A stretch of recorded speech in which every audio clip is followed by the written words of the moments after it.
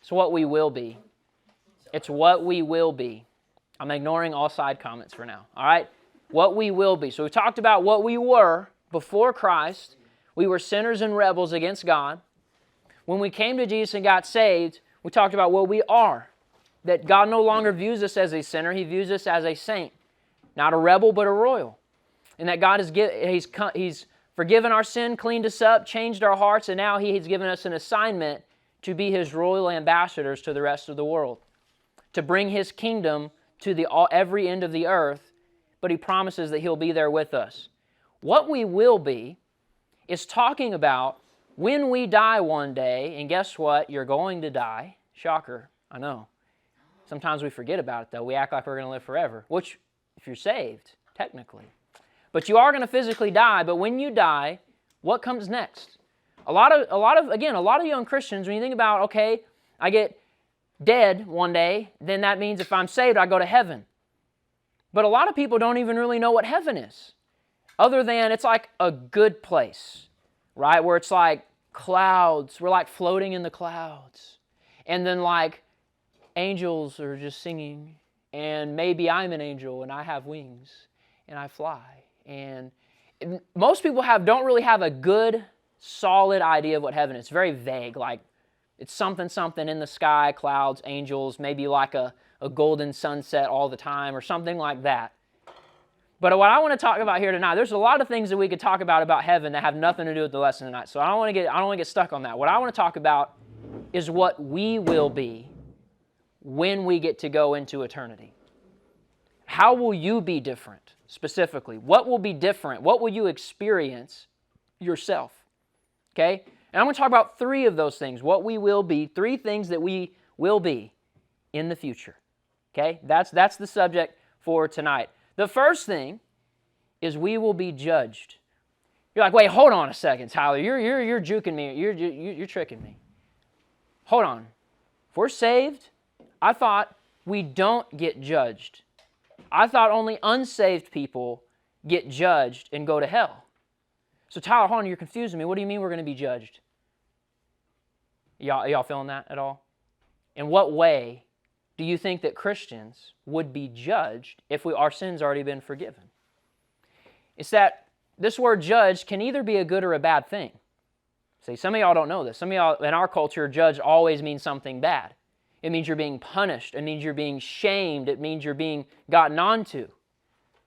But see, when we get to stand before Him one day, He's not going to judge us according to our sin. Why isn't Jesus going to judge us according to our sin if we're saved? What's the reason? He's already paid for it.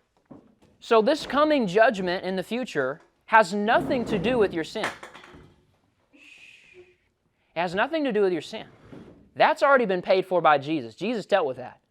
But there's a different kind of judgment where God's going to look at your life and He's going to, instead of punishing you based upon your sin, He's going to give you rewards based upon your obedience. How well did you serve Him in this life? So if you have your notes and you want to write down some scriptures to help to go back to and read later about this. I'm going to read this one here. It's not going to be on the slide. This is the really short verse. And it's 1 Corinthians 5:10. And again, the guy, remember Paul, we talked about Paul the murderer, the Christian murderer this morning. He's the same one that wrote this book of the Bible. And in 1 Corinthians 5:10, here's what he says. Well, actually, sorry, I misspoke. 2 Corinthians 5:10. 1 Corinthians 5:10 is talking about fornication. It's talking about fornication. It is not the subject we were talking about here tonight. Okay, wrong Corinthians. 2 Corinthians 5:10. You can write that little reference down. Here's what it says, talking about the future. It says, "For we must all appear before the judgment seat of Christ, that everyone may receive the things done in his body according to what he has done, whether it be good or bad." For Christians, our judgment is only about God rewarding us for the good. For unsaved people, when they die and stand before God, their judgment is being punished for the evil. Where you go, heaven or hell, has nothing to do with your behavior. It has everything to do with whether or not you knew Jesus. But the kind of rewards you receive in heaven are based upon how well you did. And the kind of punishment you receive in hell is based upon how evil you were. But getting to heaven or hell is based upon whether you knew Jesus. Do y'all understand that? Does that make sense? But for Christians, we're going to have to appear one day when we die, and God's going to look at our life, and He's going to examine every hour, minute, and second we spent on this earth. And He's going to look at how much we did that actually was for Him, and then how much we did that was just for us. Hey, Charles, make sure you're not falling asleep. Yeah, I caught you. Your cheeks was sticking to that Bible. You better get your head up, man. You're getting way too comfortable. When the skin starts sticking to the surface, you've fallen asleep. You got too cozy, all right? Stay awake, stay awake. You got to fight it, fight it. Drink some more root beer if you have to, all right? Okay, here we go. Another term for the judgment seat of Christ, it's this really interesting word called the Bema seat, B-E-M-A. I know that y'all have never heard of the Bema seat before, okay? But y'all know about the Olympics, right? Y'all have heard about the Olympics. Every year, well, not every year, every 4 years. Well, every 2 if you count the Winter Olympics, but that's not as exciting. But every 4 years, there's a Summer Olympics where all the nations of the world, okay, send their best athletes to go and compete. Who's the best? Who's the best at running? Who's the best at jumping? Who's the best at throwing a spear? As if that's even a relevant skill, but whatever. We have all these different athletic contests to see which nation can produce the best athletes. And the prized possession you could get, what is it? It's the gold medal. It's the gold medal. Now, back thousands of years ago, okay, in Greek culture, which is where the Olympics started, is anybody going to correct me on that? It's Greeks, right? It's Greeks who started, not the Romans. It was the Greeks. No, you're right. It's Greeks, okay. That's where this whole idea of the Olympics started. And by the way, back in those days, only men competed, and they were all naked. So, you know, it was kind of it's kind of like a very zesty time with the bros or something. But anyway, but here's the deal, though. The Olympics were still taken seriously. And when you were judged based on your performance in the Olympics, the person who was presiding over that event would be on a place called the Bema seat, the judgment seat. That's what that word Bema means. The word Bema means a raised platform, a raised surface, where one who judges sits or stands on it. So you have an ambassador of the country that you're from standing on this raised platform, and if you performed well for your nation, that ambassador, or even your own king, may be the one to give you the crown, to say you've won this, you've brought a great honor to your country. So that's what the Bema seat was in the Olympics. And so Paul is saying that there's a similar thing in heaven, where God Himself, acting as our judge, our royal king, is going to examine our life and look to see what victories have we accomplished for King Jesus. In what ways have we made God proud? He wants to reward you for that. He's not going to punish you for the sins you messed up on. Jesus took care of that, but He wants to reward you for the good you did. Okay, guys, and you may not like this idea at first, but it makes sense. The rewards that we get in heaven, we're not all getting the same rewards in heaven. Some of us are going to receive greater rewards than others. Why? Because we were more faithful to God. We did more things for Him. So you guys got to think, do I want to have a high honor in heaven or a low honor in heaven? God's love is the same no matter what, but the rewards you receive will be different. So there's this coming judgment where God's going to look at our lives and looks at our works. And there's another, and this is the passage that I'm going to have on screen. You can write this one down too if you want to. It's 1 Corinthians chapter 3, verses 12 through 15. And Paul, again, he's talking about this judgment again for Christians, and he gives a lot more detail. And I'm going to give you all a visual. I think it's going to really help to you to see what he's talking about. He says this, he says, "Now if any man builds upon this foundation, builds on his life, gold, silver, precious stones, wood, hay, or stubble." Those are different kinds of building material, right? Okay? It says, every man's work, everything that you've done, will be made manifest. It'll be made known. God's going to look at it. He's going to examine it. And it says, for the day shall declare it, because it shall be revealed by fire. And the fire will try every man's work of what sort it is.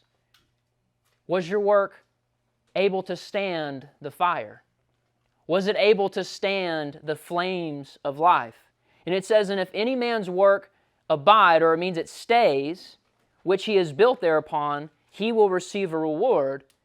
But if any man's work is burned, he shall suffer loss. Here's what that means. He will experience deep regret. But he himself will be saved. Meaning he's still going to heaven, yet so as by fire. So if I could give y'all a visual. I have a pretty cool visual, okay? I worked on this one. Q got to see a little sneak peek on it. But I think it's going to really help you to understand. No, you don't need to help me demonstrate. Okay, look. We're going to burn this house down, all right? No. Okay. God's going to get mad at you. We're not burning the house down, okay? But look. Got to make sure the camera can see it too. Okay.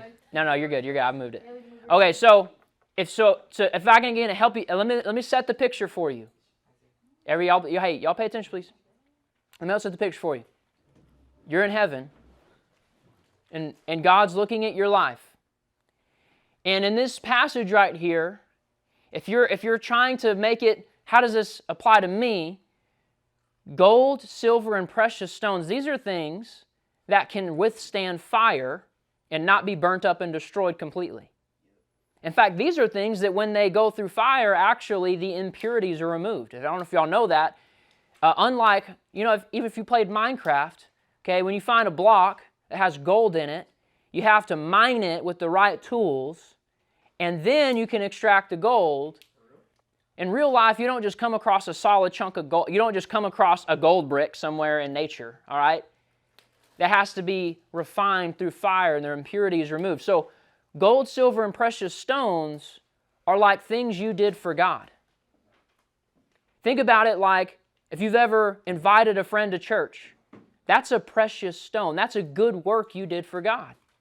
If you've ever chosen to say no to a sin and you beat a certain sinful addiction in your life because you said that I shouldn't do this anymore, that's a good work. That's a precious stone that you did for God.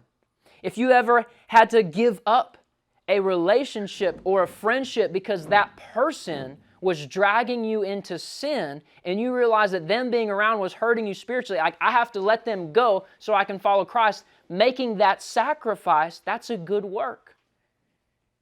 But what about the wood, hay, and stubble? What's the equivalent of that in our lives? This would be selfish things that you do. And listen, I'm a gamer, so I'm not exempting myself from what I'm about to say. But spending 6 hours at a time playing Fortnite, that has nothing to do with God. That's wood, hay, and stubble. That's this. Achieving great, grades at school, but then never giving God the glory for it, and bragging about how great I am, guess what? That's also wood, hay, and stubble.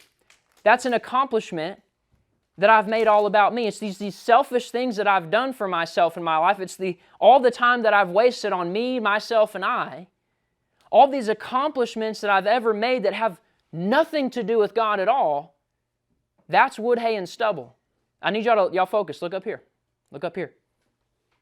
So if we're thinking about this and making it personal, what kind of accomplishments and things have you done in your life that were only about you and nothing else?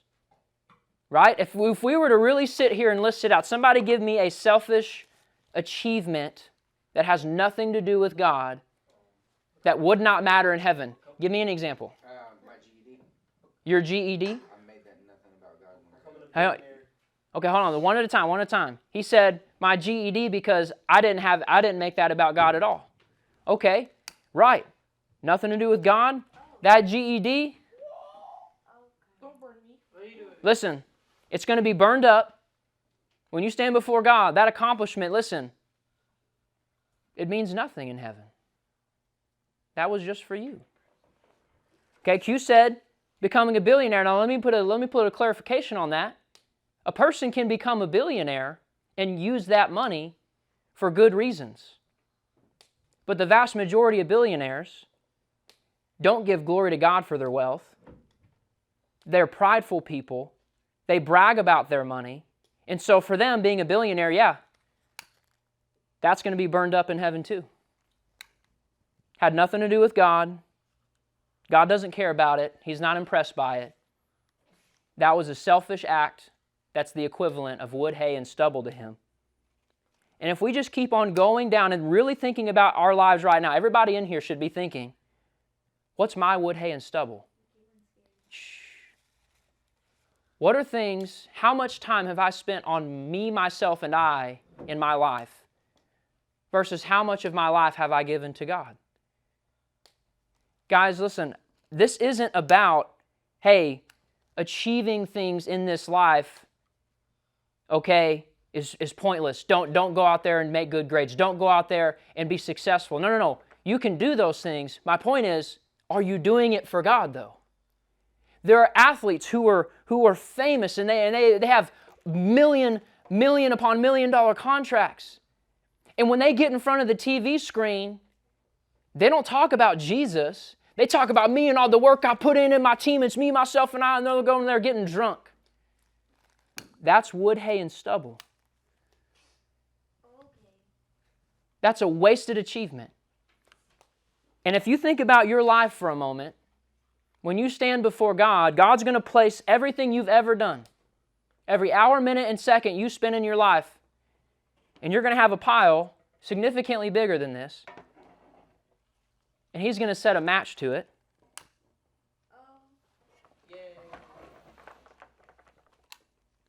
And oh, no, I need y'all to be serious. You're going to see so much of your life burned up in front of your face. All the things that you thought were important. Y'all listen to me. This isn't funny. All the things that you thought were important burned to ash because it was not about God. It was only about you.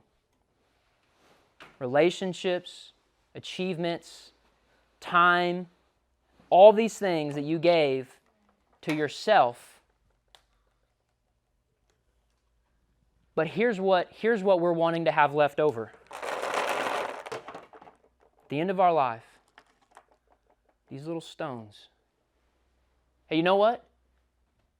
I invited that friend to church and they got saved. That fire burnt away all that time I spent, but you know what? This stayed. Hey, that time that I prayed with that person in the youth group in the church, that I felt like I needed to pray for them. They just seemed like something was wrong. They were depressed and they needed a friend. I did that. God remembered it. That's a precious stone. Hey, that time when I could have gone to this college, that was this prestigious college that I always dreamed of going to, but instead, I knew that God was calling me to be a missionary. And so I gave up my dreams to follow God's dreams. That was a hard sacrifice. God remembered it. And you just go through your life. And through all of that wood, hay, and stubble, I hope that you have precious stones left. Because this is all that you're going to be rewarded for in heaven. God's not impressed with your earthly achievements if those achievements had nothing to do with Him. If you spent those achievements on yourself. And guys, can I tell you? Here's what I genuinely think. Some of us, when we get to heaven and we experience this judgment seat of Christ, we're going to have tears of regret at how we spent our lives. I'm going to have things that I did in my life that I'm going to have regret for. But you know what? I also have precious stones, things that I know that I did for God, that I know He noticed and I know He will never forget. And I can't wait to relive those memories because all the other stuff is gone. But all the stuff I did for Jesus will last. And guys, let me just continue on here. And I'm going to try not to get emotional. I'm going to try not to get teary-eyed, but I might. The point that I just made was that we will be judged. We will be judged. What will your life produce? Will it produce stones or wood, hay, and stubble? Will it be a mixture of both? We will be judged, but here's the second thing, and here's where we can have hope. When we're in heaven, we will also be perfected. That when you enter into heaven and you have that initial judgment, you're going to have tears of regret most likely for all the wasted achievements, the wasted accomplishments, the wasted time. But entering into heaven, that sin and that failure will not come with you. It's burned away to be forgotten because your sin is no longer remembered in heaven. There's a description in the book of Revelation, in Revelation chapter 21, and I think that's the one I'm going to have here. Revelation chapter 21, and this is only part of that verse. I'm going to go ahead and read the full one. Revelation chapter 21, verses 1 through 5, and let me turn there really quickly. Thought I had it marked out. Maybe I did not. Revelation chapter 21, verses 1 through 5. I'm going to read the first 3. And this is a man, a Christian, okay, wrote this book of the Bible, and he's having a vision. He's seeing the future of what heaven will look like one day. And here's what he says. He says, "And I saw a new heaven and a new earth, because the first heaven and the first earth were passed away, and there was no more sea." That, guys, at the end of the world, God's actually going to recreate the earth. He's going to restart it to be a perfect place again. He's going to fix the sinful world that we're in now and make it perfect. And it says, "And I, John, I saw the holy city, New Jerusalem, coming down from God out of heaven, prepared like a bride is prepared for her husband. And I heard a great voice out of heaven saying, Behold, the tabernacle of God is with men, and He will dwell with them, and they shall be His people. And God Himself shall be with them and be their God." God's going to actually come back to this earth, recreate it, perfect it, and we're going to get to be with God in person for all of eternity in a perfect earth. Isn't that beautiful? Because of how evil this world is now, that God is going to fix it, and we get to be citizens in this perfect kingdom. But look at verse 4, and this is what's on the screen. "And God shall wipe away all tears from their eyes, and there shall be no more death, neither shall there be any more pain, for the former things are passed away."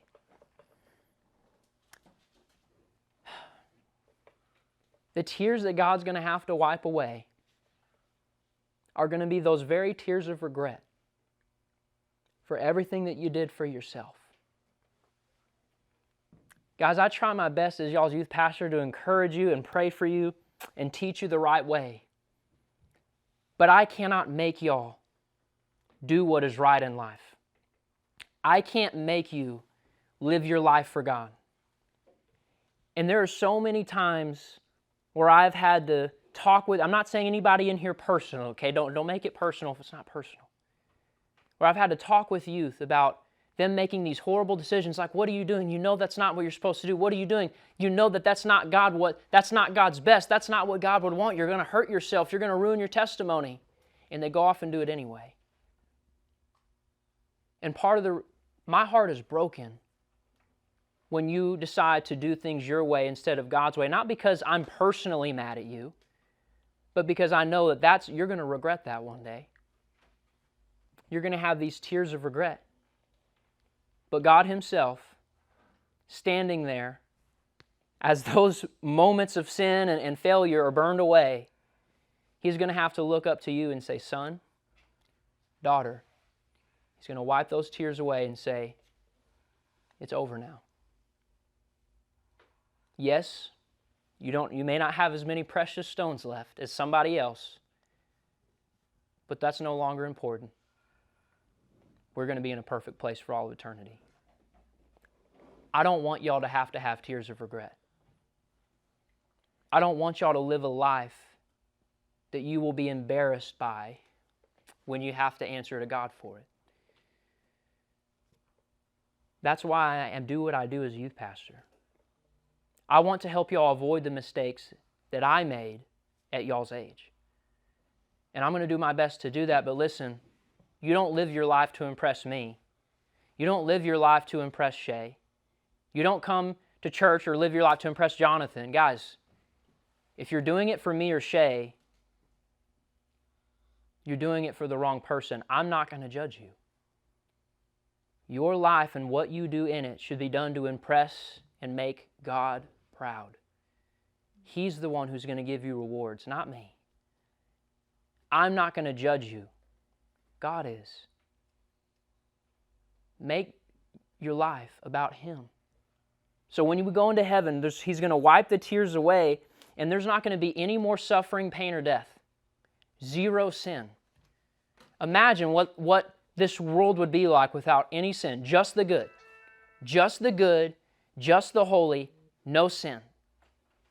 How much more beautiful and better the world would be. That's how the world is going to be one day. And another cool thing that we're going to get is when we get into heaven, get into this new earth, that God's going to give us a new body. Did y'all know that? That God's going to give you a new body, one that will not physically die anymore. One that you get to have for all of eternity. One that does not have a sin nature. You know, and that's a whole nother can of worms, by the way, I'm not going to get into tonight is, you know, Tyler, if we go to heaven and it's perfect and we don't have a sin nature, is it still possible to sin? That is a good question. And we'll talk about that later, but we're not going to do that right now. But just know that I have a good answer for you. And if you'd like to come talk about it later, we can talk about that. But just know this, heaven's going to be a perfect place. All that pain and suffering that you experienced in this life will no longer be present. I have also another visual here, but I do want to give y'all, or no, I already read my verse here. Raise your hand if you've ever experienced pain, depression, or suffering. That should be all of us. Okay? Put your hand down. Again, being honest, raise your hand if you've ever been mad at God because of the suffering you went through. Probably is all of us. Guys, can I tell you this? Does anybody here know what this is? It's a quilt. It's a quilt. Now, specifically my great-grandmother, I call her Gran, makes quilts. She's been doing it her entire life. Most of y'all know this. Some of y'all know this. Some of y'all don't. This is a quilt in progress. At least it looks that way, doesn't it? You got a bunch of tattered up frays and strings everywhere. If you were to come up closely, you might, and I'm not saying do this, you don't need to do this, but if you were to come up closely, you can kind of sort of see some of the design. You can see that there's like maybe a plant here, and there's like the shape of a cat. This one down here looks like a fat cat who's been killed and is bleeding from some birds. Tyler, that's rib. That's yarn. Are you sure about that? It could be. Could be. Looks like it. But to me, it looks like a cat's been mauled by a couple of birds, all right? And then over here, it looks like a duck that has a pair of scissors through its head. And just generally, it's just kind of messy, right? Right. It's messy. It's messy. Doesn't make any sense. If we're looking at our life and we see messiness and pain and suffering, it's real easy to get mad at God. Why? Because we don't understand why God would let it happen. Okay, God, well, you say that you love me, yet it seems to me like you're letting suffering happen in my life, and I don't understand why you would do that. Well, you say that you love me, God, yet you don't stop people from sinning and hurting me. What's that about? God, you say that you love me, yet my family member that I was close to and loved dearly, well, they passed away earlier than I would have liked. God, why would you let that happen? I thought you loved me. And guys, can I tell you, another great and amazing benefit of getting to go to heaven is that all of those questions you had about God, all those times you were upset and confused at why would God allow such a thing to happen, this is how we see our life from this side of heaven. But when we get to go to heaven, we get to see how God looks at our life. And He's going to flip that tapestry, that curtain around, and all of a sudden, things become a lot more clear. So that cat is not a fat cat getting mauled by birds. It's a young cat playing with a ball of yarn. That duck that looked like it stabbed in the head is actually just a holder for a pair of scissors. That all of these designs that before looked messy and maybe we were bad at interpreting what it meant and why it was there, all of a sudden now it's clear.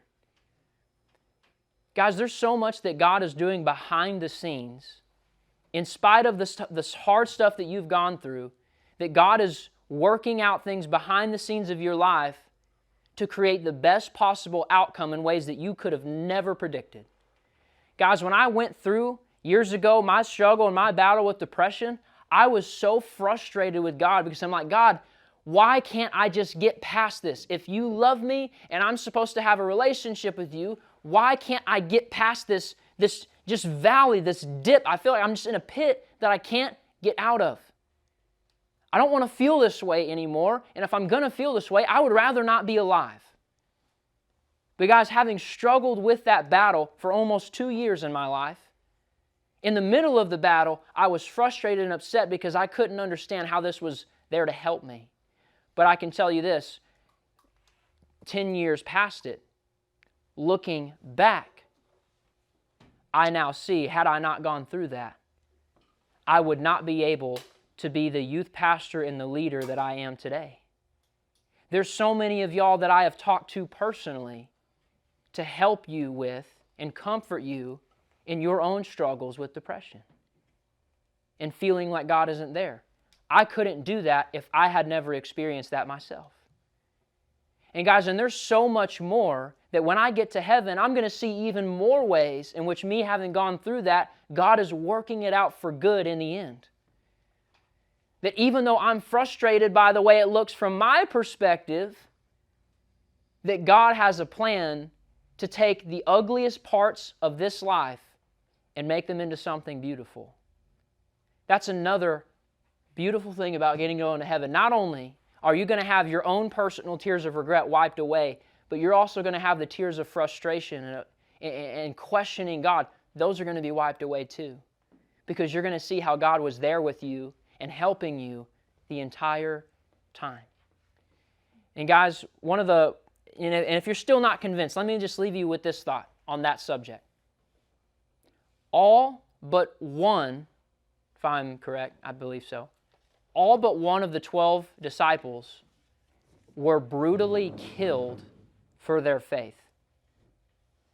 The only one who was not killed was John, who wrote the book of Revelation, and he died of old age. But he died while being stuck in jail, in exile, for his faith.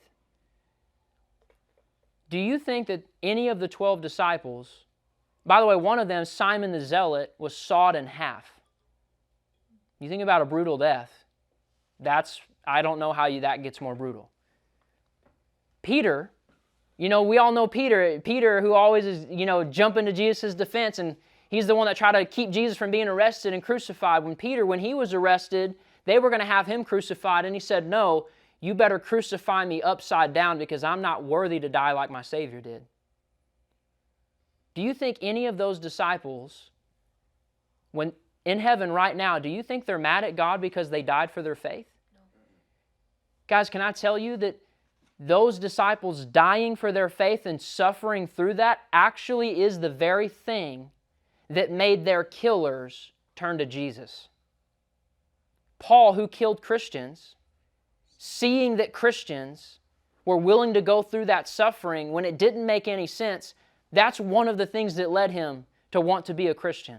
There's something different about these people, that they go through suffering, but they're not mad at their God. They're still singing praises to Him. What is with them? That going through suffering and realizing that God's in control is the very thing that can lead other people to Jesus that you may not even be aware of until you get to heaven. Guys, I'm telling you, God is good. And He's working out a plan in your life that you may not be able to understand why yet, but you're going to have that explained to you. And I promise you, you're not going to be upset at God in heaven. It's going to make perfect sense. Oh, man, y'all tracking with me? Y'all tracking with me? Last point, and we're done. The last thing we will be is we will be rulers. We will be rulers one day. Now, I told y'all, being a royal child of God comes with some perks. It comes with some privileges that are pretty cool.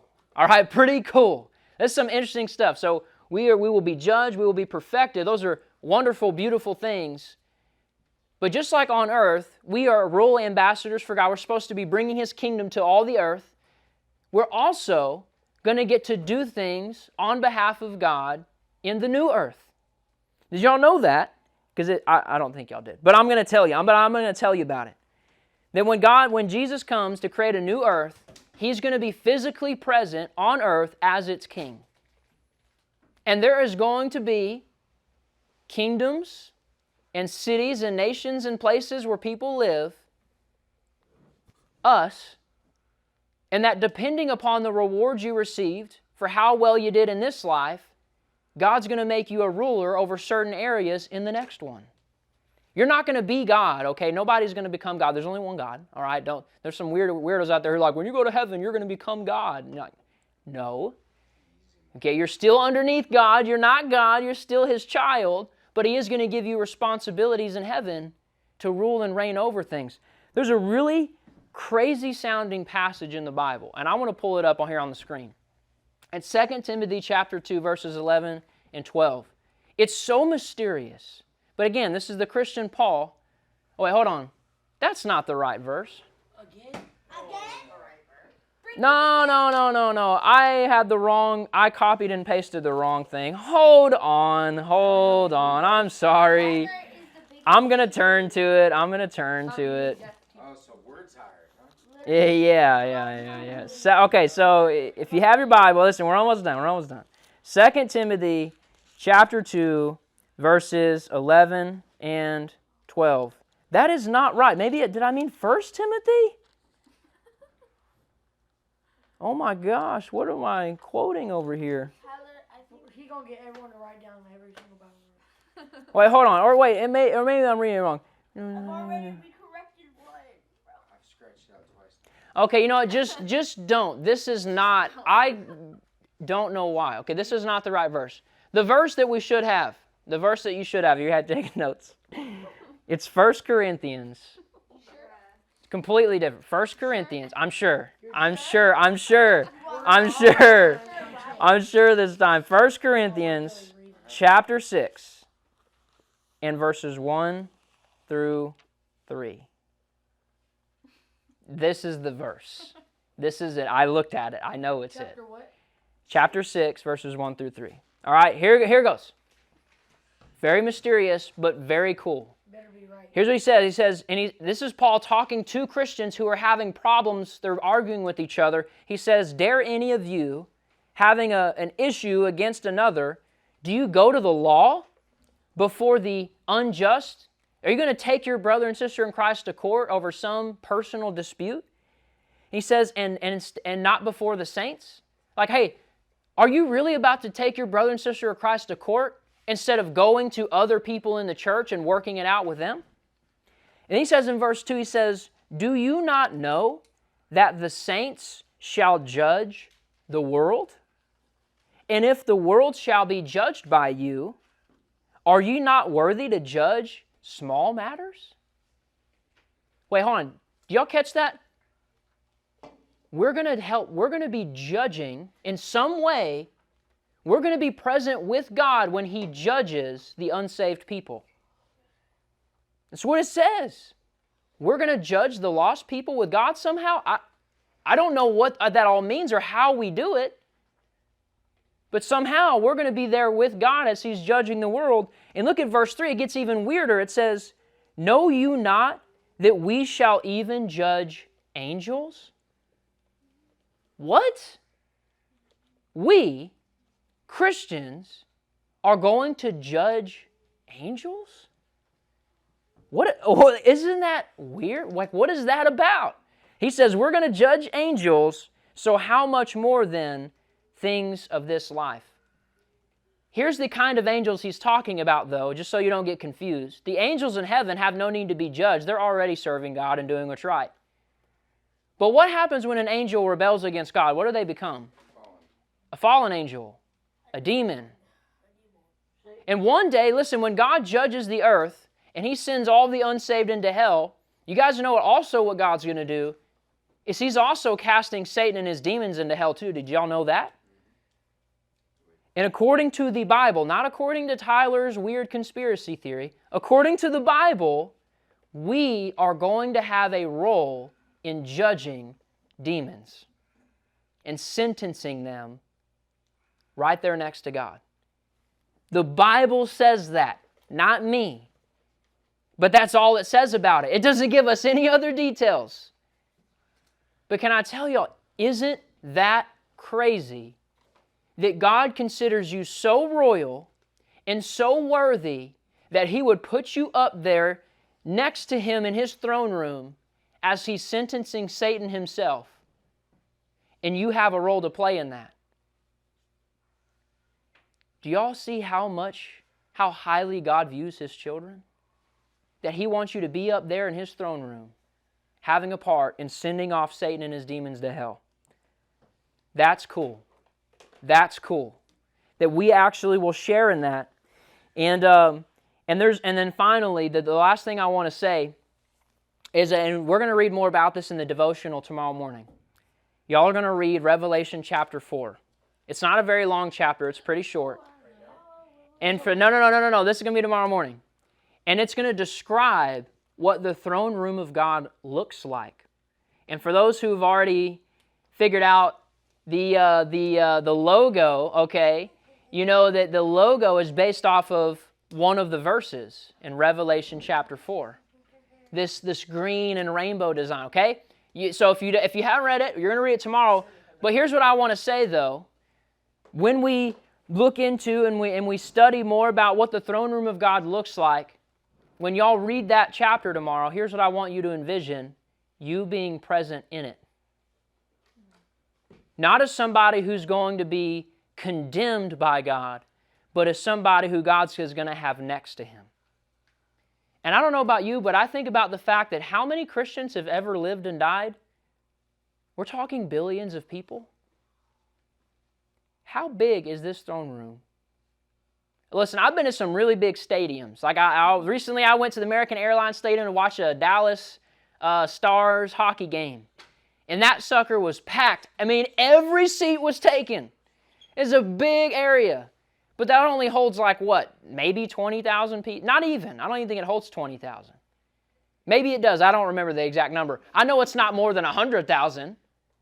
But in heaven, how many billions of people are going to be present? I can't even, like, my brain can't comprehend that. How crazy that's going to be. But that's the throne room of God. That when you read those descriptions, also understand it's massive. But that's not a place where you're going to be sent to hell from. If you're His child, that's a place where He's going to then reward you and say, "Well done, my good and faithful servant." And all the things you did for Him are going to be rewarded in full. Every sacrifice, everything you had to give up in this life in order to follow Jesus, He's going to pay you back for. Guys, I can't wait to go to heaven.